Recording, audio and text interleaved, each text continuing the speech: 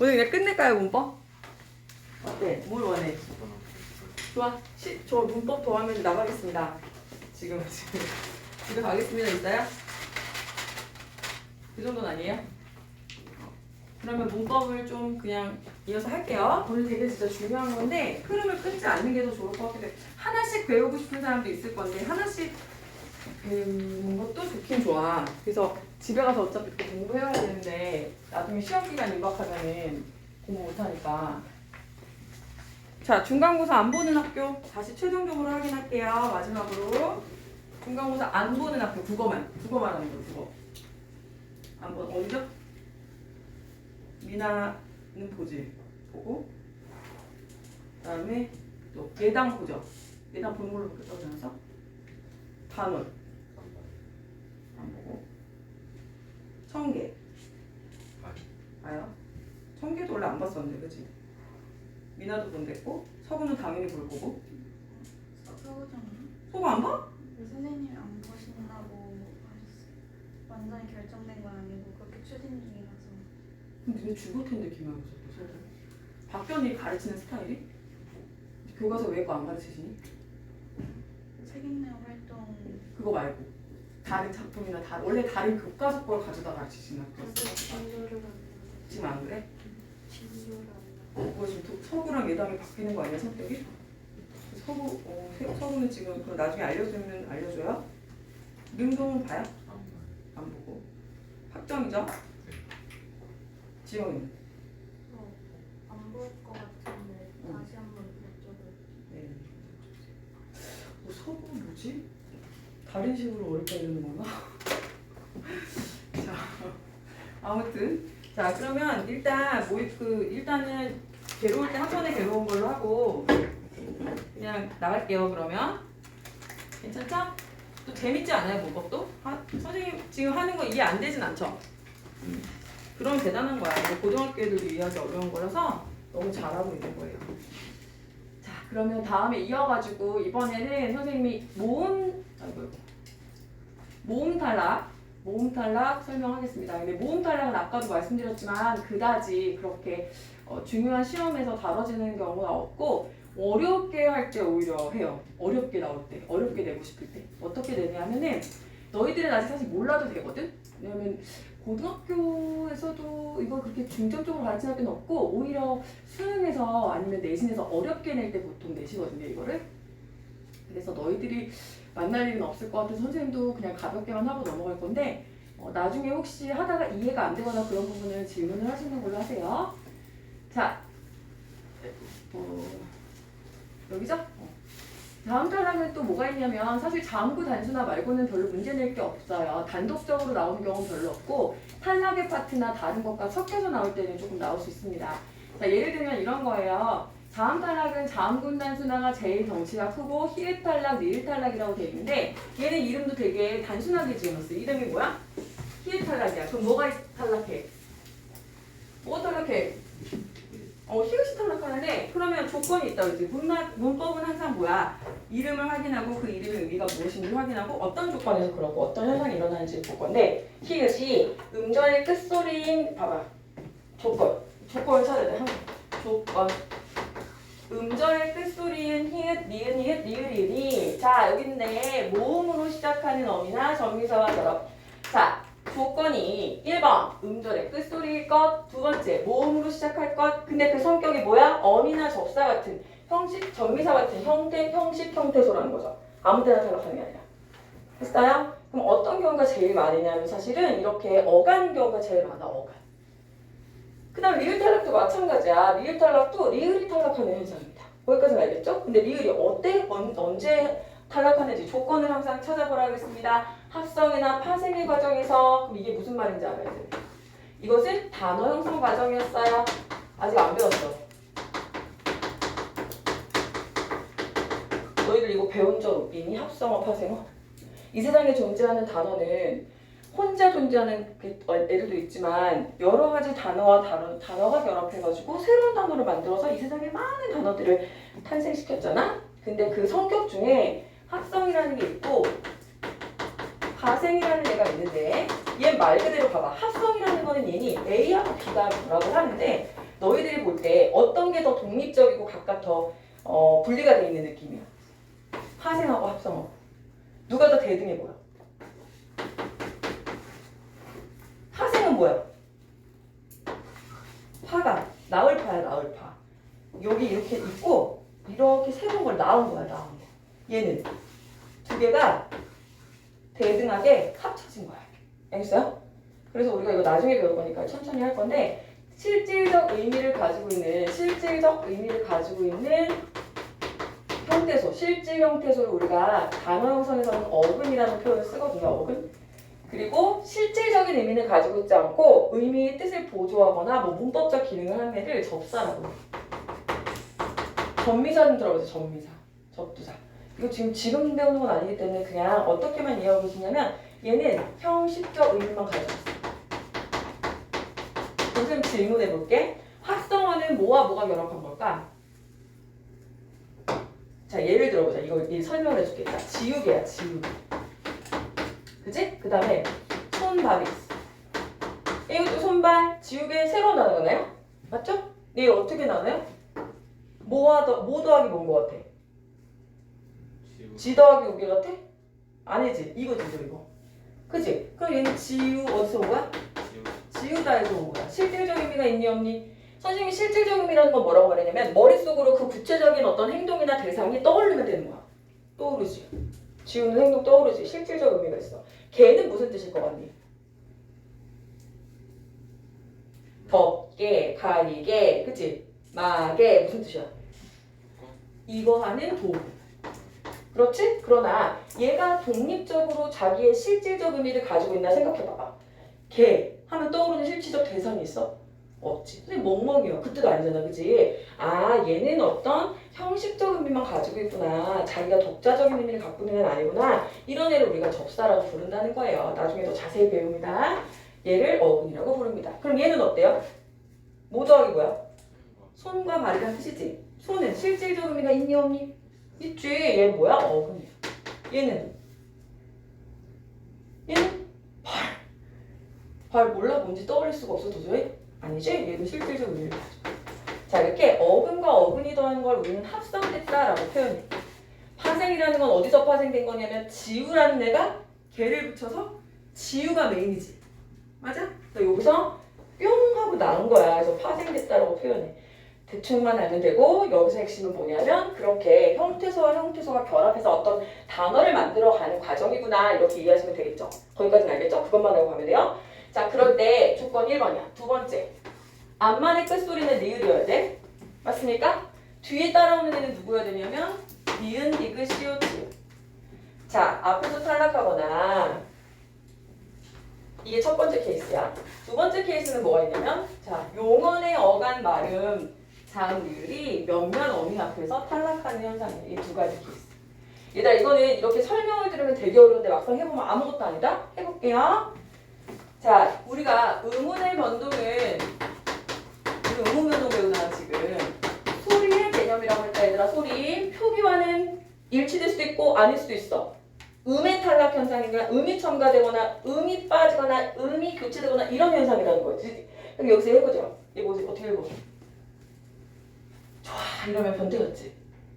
좋아 나 너 좋아 이상하지? 그치? 치즈 좋아 이상하지? 좋아 좋아 이런단 말이야 우리는. 그래서 너희들이 뭐 톡이나 이런 거 보낼 때는 이렇게 안 쓰고 이렇게 쓰는 애들 있잖아. 좋아 좋아 이렇게 쓰는 애도 있지. 발음 나는 대로. 그래서 얘는 뭐냐면은 원래는 어떻게 이렇게 생겼어야 돼. 그치? 그런데 아까 말했죠? 뭐 있어요? 음절의 끝소리인 히읗. 자 끝소리잖아? 조건 생각해보세요. 모음으로 시작하는 어미야. 자, 얘 뭐야? 모음으로 시작하는 어미지. 그치? 걔랑 결합할 때 뭐가 탈락하는 거니? 히읗이 탈락했잖아. 음은 탈락이지. 그 중에서 누가 떨어진 거야? 자음이 떨어진 거지. 그게 자음 탈락이지. 자음 중에서도 뭐가 떨어진 거야? 히읗이 떨어진 거지. 그래서 이게 탈락이야. 알겠죠? 얘는 어떻게 발음해? 싫어 싫어 이래? 싫어 싫어. 또 변태 같지? 얘 뭐야? 싫어 싫어. 니네 그래서 이렇게 쓰잖아 장난으로 막. 그치? 싫어 싫어 이런단 말이야. 얘는 뭐지? 히읗이 사라졌네? 탈락이네? 어떤 조건에서 그런 거냐? 봐봐. 음절의 끝소리가 이렇게 나는 애들 중에 뒤에 모음으로 시작하는 어미가 오면 발음을 편하게 하기 위해서 얘가 사라지는 현상. 자, 가장 쉽게 생각하면 히읗이 있었다가 없어졌으니까 히읗 탈락이지 뭐. 그지? 그런데 이걸 좀 더 구체적으로 공부해보면 어떤 경우에 이런 일이 일어나냐면 받침에 히읗, 리을이읒, 그지? 니은이읒 이런 것들이 올 때 뒤에 모음으로 시작하는 애들이 오면 이렇게 이해하시면 됩니다. 얘는요. 얘는 어떻게 돼 있어요? 솔나무 솔이잖아 솔. 나무잖아 나무. 얘도 구체적 실체가 있고 어근. 얘도 구체적 실체가 있어. 어근이야. 합성이네 합성. 그래서 합성의 과정에서 이렇게 얘기하는 거야. 알겠죠? 두 단어가 합쳐지는 과정에서 이런 얘기예요. 솔나무 솔나무 솔나무 하지 않고 소나무 이렇게 되는 거야. 뭐가 있었는데? 리을이 있었는데 사라졌네? 자 그러면 이것까지 니네가 지금 외우지 않아도 돼. 이런 개념이 있다는 것만 알면 됩니다. 이거 니은, 디귿, 시읒, 지읒이라는 거는 주는 경우도 있고 수능 같은 데서 거의 다 주고요. 그죠? 내신에서도 이거를 외우게끔 유도하는 문제들은 거의 없습니다. 그래서 문법을 여러분들이 고등학교에서 공부한다는 것은 개념을 이해하고 사례에 적용할 수 있으면 돼요. 알겠죠? 또 있다? 너희들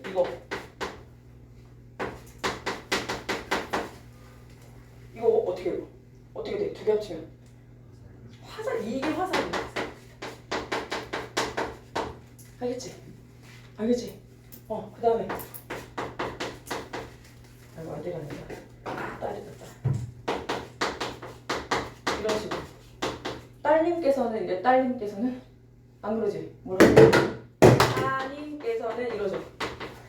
뭐가 있었는데 리을이 있었는데 두 개가 결합되는 과정에서 탈락됐지? 리을 탈락. 두 개가 리을이 있었는데 두 개가 결합하는 과정에서 합성 파생하는 과정에서 얘가 탈락됐지? 리을 탈락이지. 얘는 마지막 케이스죠. 요거 이게 어떤 케이스인지를 알면 되는 거예요. 알겠죠? 둥글 더하기 니은을 붙였더니 어미 니은을 붙였더니 둥글능이 아니라 둥근 이러면서 있었던 리을이 사라지는 현상. 이 정도만 아시면 돼요. 자 이제 모음 가자. 모음 탈락 가자. 자, 모음 탈락하면은 이것도 되게 쉬워. 이번에는 이제 모음이 탈락하는 사례야. 모음이 탈락하는 사례. 쉽게 생각해보자. 모음이 탈락하는 사례. 있던 게 사라지는 거야. 그런데 얘도 뭐야? 탈락하는 애 이름을 붙여주는 거야. 의탈락은 뭐가 탈락하는 거야? 나 누구랑 얘기하는 거지? 의탈락은 누가 탈락하는 거야? 의가 탈락한 천재인데? 동음 탈락은 뭘까? 그치. 같은 음을 나란히 쓰는 거 두 번 중복되는 거를 피하자는 거야. 그래서 그 중에 하나는 빼자, 없애자, 탈락시키자 이 뜻이에요. 그러면 해보자. 의부터. 모음 의로 끝나는 조건 따주세요. 용언의 어간 이제 알지? 용언의 어간. 용언은 뭐야? 다시 한번 아직 중3이니까 계속 가르쳐줄게. 동사나 형용사처럼 뭐하는 애? 활용하는 애. 오늘 엄청 반짝거리네. 근데 웃기라고 입고 온 옷은 아닌데 조명이 들어가니까 시야를 어떡하지? 괜찮아요? 이런 재미도 약간 모델 조명이 되네 갑자기.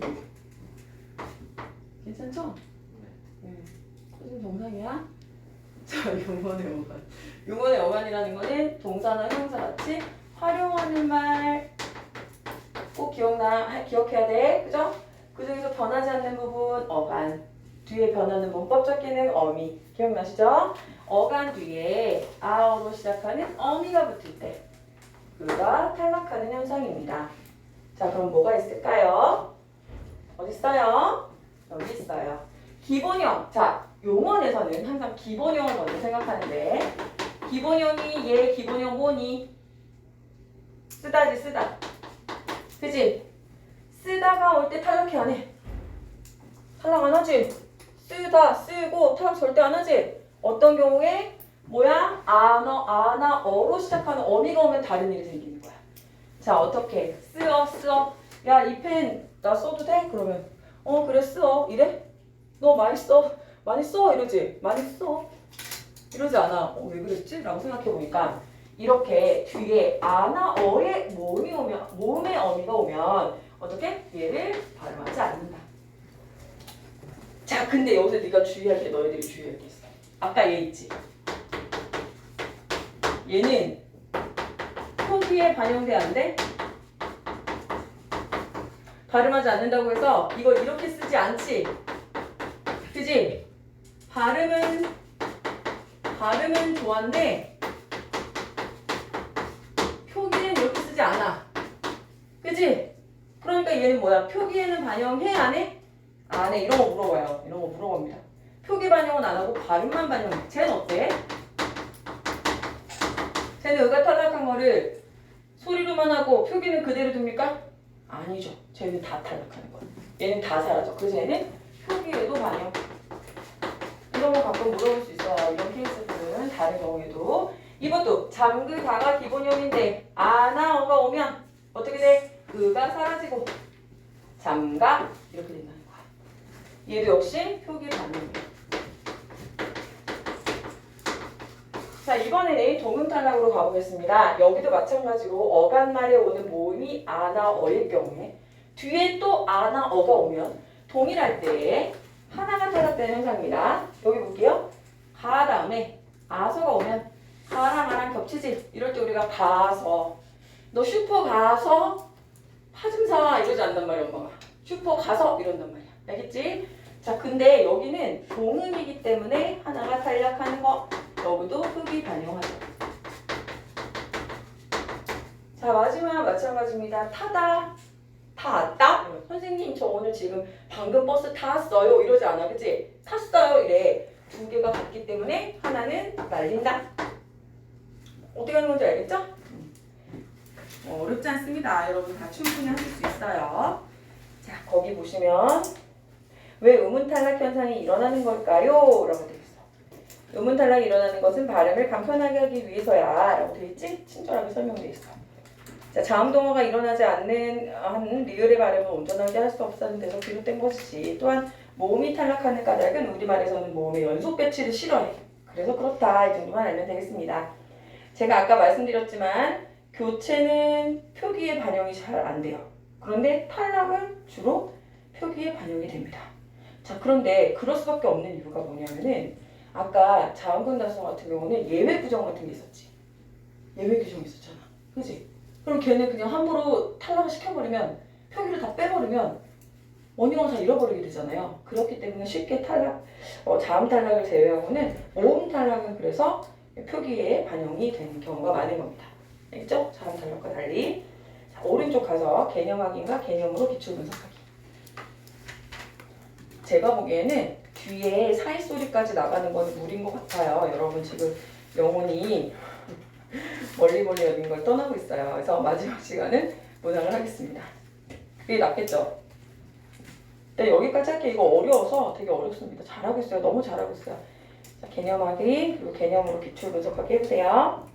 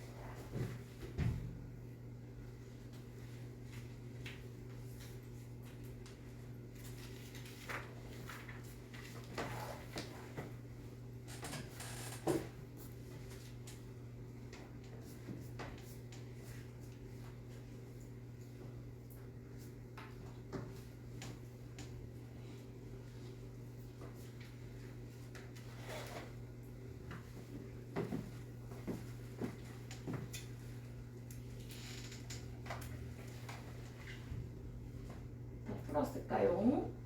다 풀었죠?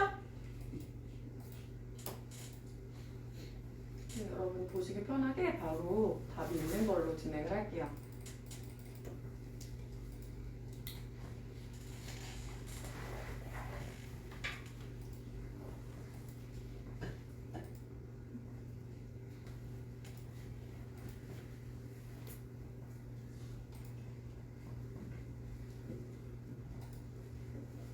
자, 볼까요? 이제 해도 되죠? 자, 맨 앞에 있는 거 해보자. 의문의 무엇이란? 대답해볼까요? 탈락이랑, 그렇지. 둘 이상의 의문이 만날 때 하나의 의문이 없어지는 거. 그 다음에 2번 볼게요. 다음 단어가 발음하는 소리를 쓰시오. 자, 선생님이 기본적으로 이거 너희들 네이티브기 때문에 이 정도는 안다고 얘기했어. 그죠? 예외가 되는 것이 시험 문제에 나올 거라고 말씀드렸습니다. 자, 다음 단어가 발음되는 소리 써보자. 앞에는 너, 닷, 삼. 이렇게 되겠죠? 그 다음 3번. 다음 중 히읗이 탈락이 일어나지 않는 것을 모두 골라라 라고 얘기했었어요. 그럼 우리가 히읗 탈락에 대한 문제구나라는 걸 여러분이 생각할 수 있어야 되고, 일단은 발음을 해보세요. 부딪혀 보세요. 얘는 어떻게 발음해요? 노아. 얘는 오라. 올하 그러지 않지? 그지? 얘는 노타 이렇게 되거든. 얘는 싫어. 그지? 많아 이렇게 돼요. 그죠? 아 얘를 이렇게 하면 된다. 오라. 연음이 일어나야 돼. 얘는 않지? 그래요. 그러니까 어떤 문제가 생기느냐면 지금 여기서 확인을 해보니까 얘는 있던 게 지금 없어졌지? 그지? 다 어떻게 소리가 안 나고 지금 표기에도 안 나오잖아. 그지? 근데 얘는 뭐냐는 거야. 얘는. 얘 없잖아 지금. 얘도 없잖아. 그럼 탈락된 거 아니야? 얘는 다른 변화가 생겼지. 디귿이 뭐가 됐죠? 디귿이 히읗이 됐다는 것은 뭐 때문에 그런 거야? 얘 때문에 그런 거야. 얘 때문에. 그치? 그래서 히읗이 사라진 것이 아니라 그 흔적이 어디 남아있냐? 여기에 남아있는 거야. 우리 이런 걸 뭐라고 불러? 주약이라고. 그죠? 거센 소리 대기. 그 다음에 얘도 마찬가지죠? 안치가 됐기 때문에 기읍과 지읒이 만나서 치읒이 됐습니다. 축약이 일어난 거예요. 그러면 공통적으로 지금 보니까 뒤에 뭐야? 모음이 올 때, 모음의 어미가 올 때 탈락이 일어나네. 그래서 우리가 아까 여기서 히읗 탈락을 배울 때 모음으로 시작하는 어미나 전미사라는 결론이 나오는구나까지 공부했으면 좋겠다는 거지. 답만 찾는 게 아니라 한 번 더 공부가 된 거예요. 4번. 다음 단어가 소리 나는 데는 뭐? 발음 나는 소리. 이거 뭐야? 뭐야 이거? 뭐 탈락이야? 리을 탈락. 어떤 조건이었어요? 두 개가 합성어를 만들거나 파생어를 만들 때, 그치? 그쵸? 리을이 사라지는 현상을 말하는 거였어요. 자, 그러면 여기도 지금 보니까 질문해볼게. 얘는 표기에 반영됐어, 안 됐어? 얘 표기에 반영돼, 안 돼? 얘 이거 어떻게 써? 얘 화살이라고 써. 얘도 마소라고 쓰잖아. 그지? 그지? 근데 얘는 우리가 이제 잘 쓰는 말 아니니까 몰라도 되지만 이 두 개는 진짜 잘 나오니까 꼭 알아두세요. 자, 그 다음에 마지막 뜨어. 뜨어를 어떻게 써? 떠. 읽을 때도 떠. 왜? 왜요? 왜 없어져요? 그렇죠. 으로 끝나는. 얘가 의탈락이죠. 의탈락. 의가 살았으니까 의탈락인데 왜 일어났냐면 뒤에 뭐야? 아나? 아가 아나? 어가 오면 사라져. 뜨어. 얘도 의탈락이네. 같은 이유네. 그지? 그 다음에 얘 같은 이유. 뭐예요? 의탈락이죠. 의탈락에 대한 얘기를 하는 거구나.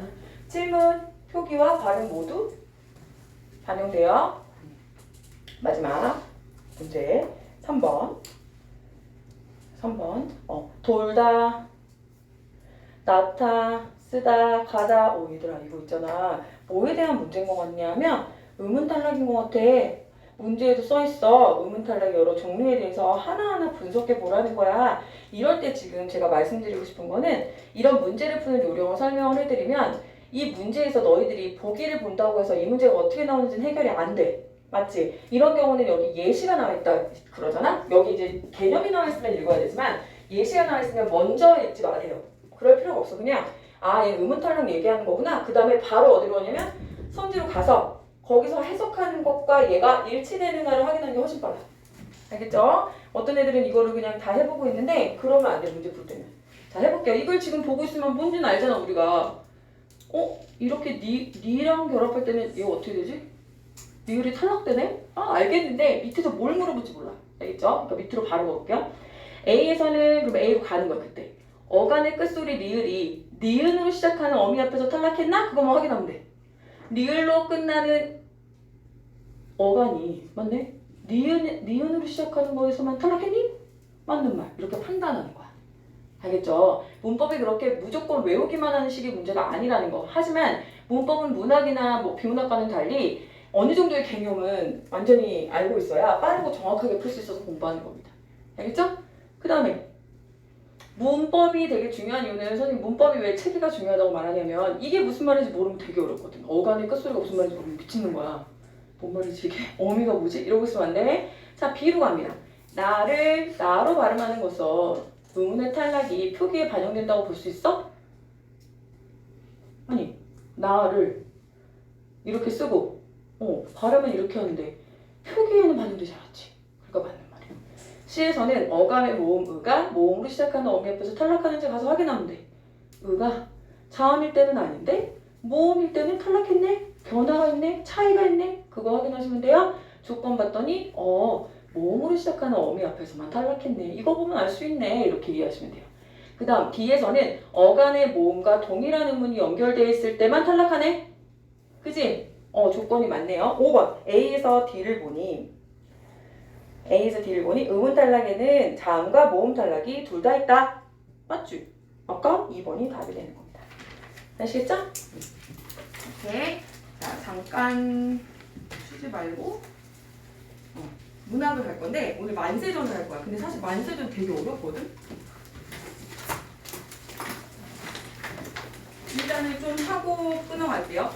원래 소설을 10보다 많이 하진 않아요. 소설 자체가 1부만 나와 있어가지고 이거 가지고는 그렇게 설명이 잘 안 되기 때문에 그래서 시에 비해서는 조금씩 하긴 할 건데 그래도 한번 보도록 할게요. 만세전이라는 작품은 미친 듯이 중요하고 선생님이 그래서 개론만 설명을 하고 잠깐 쉴게요. 괜찮죠? 바로 쉬는 좀 그러니까. 자, 숙제 미리 예고하면 이제 비문학 모의고사 받으셨잖아요. 얘는 문제가 적어요. 되게 적어요. 20문제 정도밖에 안 돼요. 그래서 일부러 너희들 수능 맛보라고 한 번에 다 하면 지겨우니까 3회까지 푸는 게 숙제예요. 알겠죠? 아직 문법이 완성이 안 되기 때문에 이번 주에는 3회까지만 푸시면 됩니다. 그런데 마찬가지로 일단은 원래 시간 못 지켜도 상관없어요. 지금 니네는 아주 천천히 해도 되고 상관없고 아직은 그냥 그 문제집 풀듯이 하시면 돼요. 수능이 이렇게 생겼구나 이렇게. 알겠죠? 근데 나중에 이제 본격적으로 가면 그때는 시간 체크하고 하라고 할게요. 근데 저는 시간 체크 해보고 싶어요. 그런 친구들은 시간 체크를 하시고 빠르게 푼 다음에 끝나고 나서 지문 분석 반드시 해야 돼요. 그냥 하면 안 됩니다. 지문 분석까지 다 해와야 돼요. 알겠죠? 1부터 3까지. 학교 요즘 바빠요? 뭐로 바쁘죠? 지금 바쁠 게 없는데. 근데 마음이 바쁘지? 진도는 좀 나왔어요? 지금 이제 시작하고 있어요? 선생님과 학교, 근데 선생님은 있던 학교들이 다 바쁜 학교여가지고 학교에서도 여유를 느껴본 적이 없는데 진짜 심한 선생님들은 막 EBS를 틀어준대. 그러면 안 되지. 나도 학교 선생님 출신이지만 그러지 말아야지. 에휴 진짜 그런 사람이 많진 않지만 아무튼 학교 선생님 수업이 아무리 너희들 마음에 안 들어도 요즘 좋은 선생님들도 많으시고요. 그래도 학교 선생님이 출제하신다는 거 명심하시고 정말 열심히 들으셔야 돼요. 자, 만세전은 실제로 작품 자체가 정말 많이 출제되고 오히려 이게 초등학교래. 고1 때는 사실 배우는 작품이 아니에요. 그다지. 고1은 별로 그렇게 많이 나오는 작품이 아닌데 그리고 사이즈도 뭐 장편까지는 아니지만 그래도 중편쯤 되기 때문에 내용이 길고 되게 웃긴 거는 내가 만세점을 배웠다고 생각해도 전문을 다 하는 게 아니잖아. 그래서 선생님이 이제 뒤에 보시면 어디부터 볼 거냐면 82페이지를 볼 거예요. 선생님이 원리로 작품 독해는 원래 수업을 안 하는데 여러분들이 그 소설 같은 경우는 일부만 나와 있기 때문에 전체적인 내용을 모르시면 안 되잖아요. 그죠? 근데 우리는 항상 선생님이 강조하듯이 수능 준비를 하기 위해서 수업을 지금 하고 있는 거기 때문에 그냥 무차별적으로 그냥 그 선생님이 그냥 줄거리를 처음부터 다 설명해주고 이런 식으로는 안 해요. 지문 분석이 돼야 된단 말이야. 무슨 말인지 알겠지? 그러나 얘는 좀 어려워요. 그래서 설명을 좀 해주고 가겠습니다. 일단 여러분이 문학을 만나시면 제일 먼저 문제를 분석한다는 거 잊지 마시고요. 문제를 분석해 보시면 문제에서 도움이 되는 보기가 있니 없니 지금? 4번 정도 있죠. 그죠? 먼저 보고 푸시는 거예요. 무슨 내용인지 모르더라도 일단 보는 거예요. 여기 보면 일본이라는 공간에서 그 다음에 연락선, 기차, 그리고 서울로 돌아오는 이런 과정. 이렇게 어디를 들렀다 가는 거 우리가 여로라고 해요. 여행 알죠? 여행의 경로라는 뜻이에요. 여로라고 하는데 이런 거 우리가 여로의 형식의 구조, 여로형 구조, 뭐 이렇게 여로라는 표현을 반드시 쓰게 되고 이 작품에서 여로 형식이라는 건 매우 중요해요. 일부러 구성을 그렇게 한 거거든. 그래서 어떤 구간에서 출제가 되느냐 이게 이제 난이도를 결정해요. 그래서 보통 고등학교 1학년은 잘 안 나오긴 하지만 나오면 거기 이제 뒤에 여로형 구조 이건 여기만 봐가지고는 잘 모르긴 하겠는데 여기 보시면 어쨌든 반성적 시각을 지닌 인물의 내면의 변화 이게 되게 중요하구나. 반성적 시각이 뭐예요? 했더니 자신이나 타인 또는 세계를 회의적 시선으로 바라보는 것. 회의는 뭐냐면 의심을 품다 이런 뜻이에요. 회의. 알겠죠? 이 차극 같은 거 보면 뭐 중전마마께서 회임을 하셨습니다. 그러니까 아기를 뵌 거를 회임했다고 하거든. 그러니까 회의라는 건 의심을 품는 거야. 그렇게. 알겠지? 저게 과연 될까? 진짜 잘할까? 이런 의심 있지. 그런 것들을 가지고 있다는 거야. 주인공은 소극적인 인물이지만 반성적 시각은 또 가지고 있어. 그러니까 소극적이라는 건 이 세상에서 일어나는 일에 대해서 그렇지 간섭도 안 하고 관심도 별로 없는 인물이긴 한데 또 지식인은 지식인이라서 생각은 다 하는 거야. 무슨 말인지 알겠죠? 그런 인물로 나오거든요. 시각을 갖고 있기 때문에 여로에서 겪은 경험을 통해 자 별표예요. 주제죠. 주제 결국은. 민족의 현실을 자각해요. 여러분이 이거 읽어봤더니 어떤 시대의 배경을 가지고 있나요? 숙제한 지 너무 오래돼서 깜빡했나요? 어떤 시대를 배경으로 하고 있어요? 일제강점기. 그러면 어떻겠어? 그 당시 시대 배경이 참을했겠죠. 아주 참담했을 거예요. 어떤 시각을 가지고 어떤 인물을 등장시켜서 어떤 시각을 가지고 형상화했는가가 주제지. 그지? 그래서 그게 되게 중요한 포인트고 여기서 여로로 형성한 거는 아주 재밌어요. 이거 정말 좋은 작품입니다. 그 다음에 하나 더 염상석이라는 분에 대해서 여러분이 잘 알고 계시면 좋겠어요. 염상석이라는 작가는 발음이 어려워. 식민지의 암울한 현실과 그 시대 사람이니까 소시민적인 지식인 별표. 이 선생님이 선택하신 주제 형상화의 방법은 암울한 현실에서 방법 여러 개가 있을 거 아니야. 그치? 근데 어떤 캐릭터를 선택했냐면 지식인은 지식인인데 앞에 나가서 싸우지 않고 사회를 변혁시키려고 노력하지 않고 굉장히 냉소적이고 비판적으로 사회를 바라보는 그런 이 지식인을 설정한 거예요. 일부러 그렇게 하시는 거죠. 그래서 그의 작품은 주로 일제강점기의 중선계층 그게 뭐야? 금수저들 먹고 살만한 애들 그런 애들로 일부러 설정하는 거야. 사실적으로 그런 애들 주력해서 사실적이란 말이 정말 많이 나와. 그렇지? 리얼리티 사실적.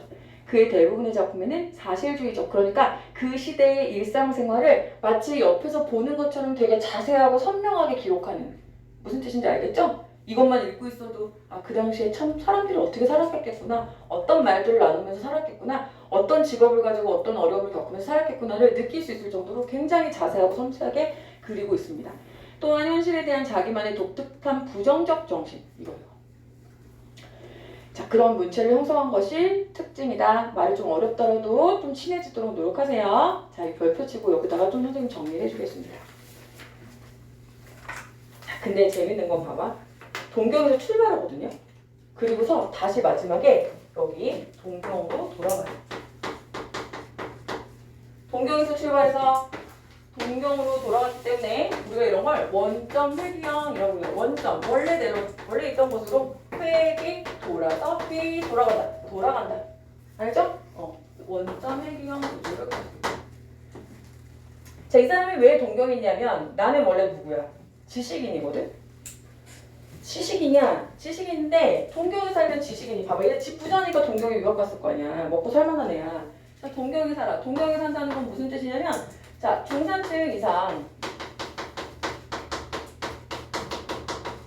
어떤 자녀가 어디가 있어 지금? 동경에 가 있다라는 건 동경이라는 건 거기에서는 뭘 볼 수 없니? 식민지가 된 조국의 현실이 잘 안 보이죠. 그죠? 이게 기가 막힌 설정이야. 일부러 동경에 갖다 놓은 거야. 먹고 살 게 걱정이 없는 애고. 그럼 뭐야? 자연스럽게 자기가 의지를 갖고 있지 않으면 자연스럽게 조국의 일에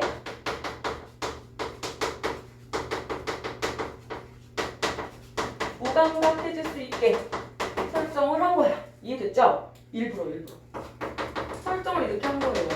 그래야 아까 영상섭의 작품책에서 알겠지만 회의적인 시선을 가진 반성적 시각을 가진 지식인인데 소극적인 소시민 이렇게 나오잖아. 그치? 그래서 그렇게 살게 하는 거 막 어렵지. 막 어려운 것들이 똑똑하니까 알아들을 거라고 생각해. 그래서 조선현실에서 무관심하게 살다가 1번 자, 내용을 보면 알겠지만 아내가 있어. 아내가 있는데 아내가 위독하다는 얘기를 듣고 출발해. 그러니까 아내가 위독하다고 해놓은 것도 설정이지. 그래야 돌아올 일이 생기잖아. 그래서 아내가 위독하다는 설정을 듣고 부산으로 와서 부산까지는 배로 옵니다. 배. 연락선 이 배역에 배 안에 목욕탕이 있어. 목욕탕. 이게 고등학교 애들이 제일 많이 배워. 고1 애들이 제일 많이 배워. 고1의 주로. 이 부분. 그리고 거기서 얘는 어떤 애냐면 자기가 나를 귀찮게 하는 것도 싫고 순사들이 날 건드리는 것도 경험해 본 적이 없는데 조선으로 올 때만 그런 거 경험하게 되는 거야. 거기서는 그냥 대학생이니까 일본 유학생이니까 건드리는 사람도 없고 자기 일본말도 잘하니까 뭐 의식할 필요 없이 사는 거지 그냥. 그러다가 조선에 돌아오는 과정에는 꼭 이런 일을 겪게 돼 이 사람이. 그죠? 조선인이기 때문에 순사가 막 귀찮게 하고 그지? 근데 목욕탕 안에서 가만히 듣고만 있어. 조선인인 척을 하지 않고. 그런데 그 안에서 사람들이 하는 얘기를 들어. 일본인들이 하는 말을 듣게 되는 거야. 그 장면이 제일 많이 나와요. 거기서 처음으로 조선의 현실을 목격해요. 거기서 어떤 내용이 나오냐면 조선 노동자의 매매 현실이야. 너무 끔찍하지? 이렇게 표현해 걔네들이. 미안하지만 어쩔 수 없지 이게 아니라 조선 애들은 바보 같아서 순화해서 표현할게. 좀 멍청해가지고 다 속는다. 막 이렇게 조롱을 하면서 자기네들끼리 그것처럼 돈 벌기 쉬운 건 없지. 애들을 속여가지고 막 광산 같은 데 팔아넘기고 이러면서 거기서 이제 돈을 많이 남기는 그런 내용을 듣게 돼요. 이해됐죠? 그러면 이제 뭐야? 무감각하게 살다가 빡침이 오는 거지 이제. 빡침이 시작되는 거지. 그지? 그렇게 되는 일부러 그렇게 설정을 한 거다. 이해하시면 될 것 같아요. 그러면서 점점 뭐야? 지식인의 의식이 각성됩니다. 쭉 가면서. 알겠지? 하나하나 겪으면서. 이해됐죠? 간단하게만 설명하면 이 지식인이 의식을 각성하는 과정이 뭐냐면 현실 인식 과정이라고 보면 돼요. 조국이 이렇게 비참하게 살아가는구나. 조국의 현실이 그렇구나. 그러면서 이제 기차로 갈아타요. 부산에서 김천을 거쳐 서울로 오는 기차. 여기서 또 별일을 다 겪어. 여기서 이제 내용이 좀 어렵거든요. 여기가 이제 막 고3 정도 수능 특강 이런 데 좀 많이 나와요. 마지막 부분이 이제 고2 정도에 많이 다릅니다. 100% 그런 건 아닌데 여태까지 이제 데이터를 분석해보면 그래. 보통 고1 애들은 이거 많이 나오고 모의고사 내용에서도 이번에 수능 특강 쪽에서 이쪽이 나왔고 이게 좀 어렵거든. 마지막 부분이 이제 고2 수준에 되는 애들이 많이 배웁니다. 그러니까 여러분이 고3 졸업할 때까지 가져가야 되는 작품이기 때문에 꼭 잘 기억해 주세요. 기차 안에서도 여러 가지 인물들 군상을 만나게 돼. 근데 거기에서 갓장수를 만나. 갓장수? 갓장수가 뭐라고 말하냐면 근데 왜 아직도 갓을 쓰고 있어? 좀 이 사람이 주인공이 그랬더니 어떤 뉘앙스냐면 바보같이 보여야 매질은 안 당하고 이런 식으로 표현해. 그러니까 이 조선 민족이 일본 치하 하에서 얼마나 비인간적인 대우를 받으면서 굴종적으로 막 비굴하게 살아가는지를 처참하게 다 보는 거야. 그러면서 이제 점점 화가 나. 그래서 이제 얘가 뭐라고 말하냐면 구더기가 뿔른 무덤이다 이렇게 얘기해. 이 마지막 장면 되게 유명하거든요. 조국을 구더기가 뿔른 왜 그러냐면 구더기가 끓는 무덤은 누가 있는 거야? 죽은 사람이 있는 거야. 그러니까 이 조선의 굴종적인 모습, 일반 백성들이 식민지 조선에서 살아가는 그 모습을 막 보고 비참하게 살아가는 모습을 보니까 이건 살아도 산 게 아니라는 판단을 한 거죠. 그래서 이거는 쓰레기 같아. 조국이 아니라 구더기가 끓는 무덤이나 같은 거야. 그러면서 무덤을 떠나겠다라고 하면서 다시 동경으로 나오는 거예요. 탈출하는 거야. 그럼 이제 이 메시지를 통해서 작가는 무슨 말을 하고 싶은 거겠어? 그래서 원래 처음에 원 제목이 만세전이 아니라 뭐냐면 묘지였어. 묘지. 너무 무섭지. 조국이 이렇게 말했기 때문에 묘지라고 표현해요. 그런데 여기서 만약에 이 사람이 각성을 해가지고 자기가 리더로서, 그러니까 지식인으로서 이렇게 살면 안 되겠다 해서 일본의 대학을 때려치고 여기 와서 민중을 계몽하는 운동을 하고 막 항일항전 운동을 결사를 막 하고 그러면 어떤 식의 주제로 끌고 갔냐면 항일 민족 투쟁의 어떤 결기, 뭐 극복 의지 이렇게 끌고 갈 텐데 이 작가의 선택은 얘가 이렇게 도망감으로써 그냥 떠나버림으로써 어떻게 끝내는 거야? 비극적으로 끝내는 거죠. 희망이 없어 보이죠 더. 그지? 그런 식의 어떤 비판 정신 그런 것들을 보여주기 위해서 만든 작품이다. 이 정도 이제 이해를 하고 보시면 좋겠어요. 여기에 되게 중요해. 현실 도피라고 써주고 마지막에 여기서 하고 싶은 말 이렇게 작가가 이거 다 의도라고 그랬잖아. 현실을 쓴 게 아니잖아 이게. 역사 속 얘기가 아니지. 작가는 왜 이걸 현실 도피하는 걸로 마무리를 지었을까라고 생각을 해보면 이거 왜 3번이에요? 왜 그랬을지 생각해보면 이것이 한계. 이 사람의 한계점이 주인공이. 비극적, 극단적 의식을 더 강화할 수 있다. 이 주제의 어떤 비극적이고 비판적인 의식을 더 강화하게 되고 주인공의 한계점을 드러냄으로써 더 슬프잖아. 이제 나라가 어디로 갈 거야? 되게 슬픈 생각이 들죠. 그쵸? 변하지 않는 조선의 현실에 되게 절망을 해요. 어쩜 이러지? 좀 하나도 달라지지 않았지? 이러면서. 자, 그래서 첫 번째, 목욕탕으로 가서 조선의 현실을 목격하고 부산, 김천, 서울을 거쳐가지고 전 근대적인 어떤 조선의 모습. 전 근대적이고 불종적. 이런 식의 내용이에요. 근데 이제 얘는 독특하게 잘 안 나오는 부분이 나왔어. 네, 그래서 얘는 앞부분이 좀 나와가지고 잘 안 나오는데 그래서 또 좋죠 뭐. 알겠죠? 그리고 마지막 부분 나오고. 오케이 잠깐 쉴게요.